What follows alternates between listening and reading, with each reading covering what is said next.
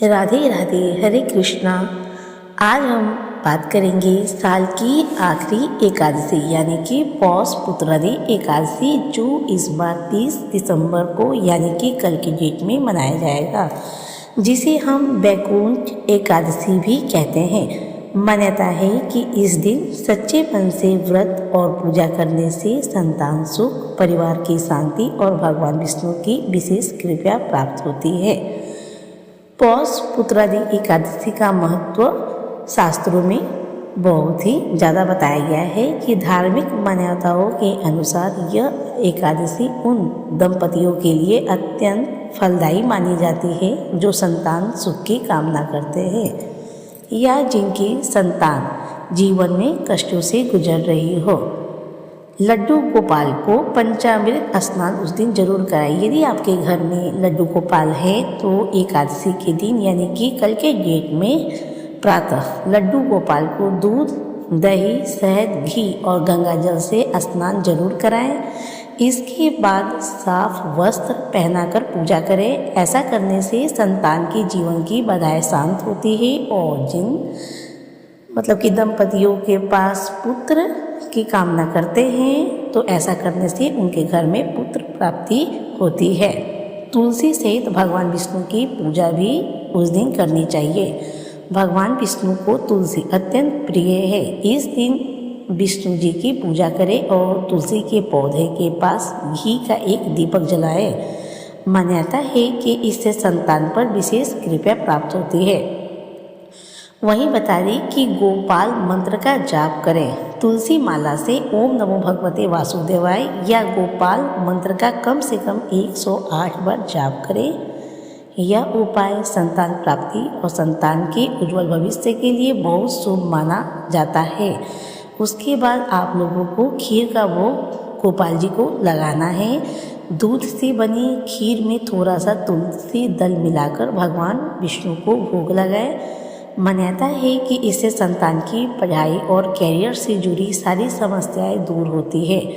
इस दिन पीपल की पूजा यानी कि संध्या के समय पीपल के पेड़ की जड़ में जल चढ़ाएं और घी का दीपक जलाएं। इससे संतान के जीवन में स्थिरता और सकारात्मक ऊर्जा आती है।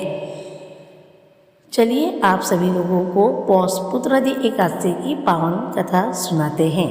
पुराने समय की बात है, भद्रवती नगर में एक राजा थे जो हर सुख संपत्ति के बावजूद संतान न होने के कारण बहुत दुखी रहते थे।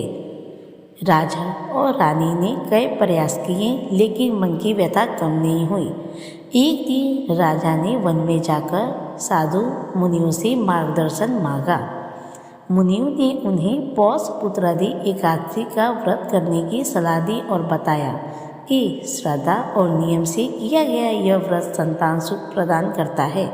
राजा रानी ने पूरी निष्ठा से व्रत रखा और भगवान विष्णु की पूजा की और कुछ समय बाद ही उन्हें एक तेजस्वी पुत्र की प्राप्ति हुई। तब से यह एकादशी पुत्रादि के नाम से प्रसिद्ध हो गई। अब हम आप लोगों को बता दें कि एकादशी पर चावल क्यों नहीं खाना चाहिए। धार्मिक मान्यताओं के अनुसार एकादशी के दिन चावल का सेवन वर्जित माना गया है। ऐसा कहा जाता है कि इस दिन चावल खाने से व्रत का पूरा फल नहीं मिलता है, इसलिए व्रती लोग फल, साबूदाना, कुट्टू आदि का सेवन करते हैं।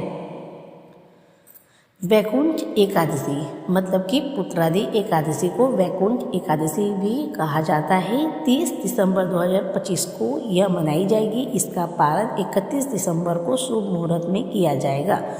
तो भक्तजनों, यदि आप सच्चे मन से पौष पुत्रादि एकादशी का व्रत और पूजा करते हैं तो भगवान विष्णु आपकी मनोकामनाएं अवश्य पूर्ण करती हैं। कथा यदि आपको पसंद आई हो तो कमेंट्स में हरे कृष्णा लिखना बिल्कुल भी ना भूलें। तब तक के लिए राधे राधे। ओम नमो भगवते वासुदेवाय नमः। भक्तजनों, हिंदू धर्म में एकादशी का व्रत सभी व्रतों में उत्तम माना गया है, लेकिन आज हम जिस एकादशी की बात कर रहे हैं यह केवल एक व्रत नहीं बल्कि उन माता पिता की आस है जो एक सुयोग्य संतान की कामना करते हैं।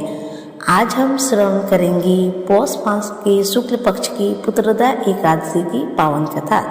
यह एकादशी मुख्य रूप से जनवरी महीने में आती है, लेकिन इस बार 30 दिसंबर को यह त्यौहार मनाया जाएगा।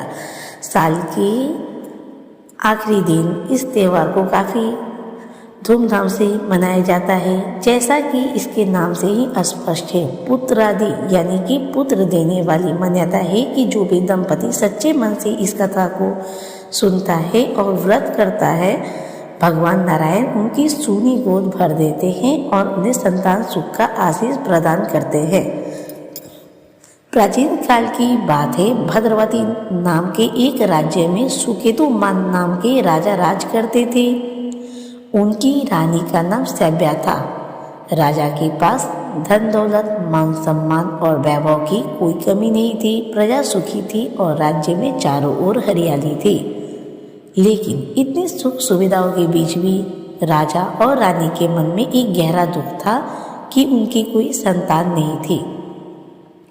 राजा अक्सर सोचते कि मेरे मरने के बाद मेरा पिंडदान कौन करेगा, इस विशाल साम्राज्य का उत्तराधिकारी कौन बनेगा। बिना पुत्र के तो पितृ भी प्यासे रह जाते हैं। यह चिंता राजा को दिन रात खाए जा रही थी। एक दिन इसी मानसिक पीड़ा से दुखी होकर राजा अपना प्राण त्यागने के विचार से वन की ओर निकल पड़े। चलते चलते राजा गहरी जंगल में पहुंच गए। प्यास से उनका गला सूख रहा था। तभी उन्हें दूर एक सुंदर सरोवर दिखाई दिया, जिसके किनारे कुछ ऋषियों के आश्रम बने थे। राजा वहां पहुंचे और उन्होंने देखा कि सरोवर के तट पे ऋषि मुनि वेद पाठ कर रहे हैं। राजा ने अत्यंत विनम्रता से उन ऋषियों को प्रणाम किया। राजा के चेहरे पर दुख देखकर ऋषियों ने पूछा, हे राजन, आप इस निर्जन वन में इतने चिंतित क्यों हैं? आपके मन की व्यथा क्या है? राजा ने हाथ जोड़कर अपनी पीड़ा कह सुनाई। तभी ऋषियों ने मुस्कुराकर कहा, हे राजन, आज पौष मास के शुक्ल पक्ष की पुत्रदा एकादशी है। हम सब यहाँ विश्वदेव हैं और इस शुभ दिन का उत्सव मना रहे हैं। यदि आप आज के दिन पूरी निष्ठा के साथ एकादशी का व्रत करें तो भगवान श्री हरि आपकी इच्छा अवश्य पूर्ण करेंगे। ऋषियों की आज्ञा मानकर राजा सुकेतुमान ने उसी क्षण व्रत का संकल्प लिया। उन्होंने विधि विधान से भगवान विष्णु का पूजन किया और अगले दिन द्वादशी को व्रत का पालन किया। कुछ समय बाद भगवान की कृपा और व्रत के प्रभाव से रानी सभ्या गर्भवती हुई और उन्होंने एक अत्यंत तेजस्वी और धर्मपरायण पुत्र को जन्म दिया। पूरे राज्य में खुशियां छा गई। राजा का पितृदोष समाप्त हो गया और उन्हें मोक्ष का मार्ग मिल गया। भक्तों, यह कथा हमें सिखाती है कि संसार के सारे रास्ते बंद हो जाते हैं, तभी भक्ति का मार्ग खुलता है। जो भी भक्त इस पौष पुत्रादि एकादशी के दिन भगवान विष्णु और माता लक्ष्मी की पूजा करते हैं, उसकी वंश वृद्धि होती है और घर में खुशियाँ भर जाता है। इस दिन सात्विक रहे, चावल का त्याग करें और ओम नमो भगवते वासुदेवाय मंत्र का जाप करते रहें। अगर आपको यह पावन कथा पसंद आई हो तो वीडियो को लाइक करें, कमेंट्स में जय श्री हरि जरूर लिखिए। भगवान आपकी सुनी गोद भरे और आपके परिवार पर कृपा बनाए रखे। जय श्री कृष्णा।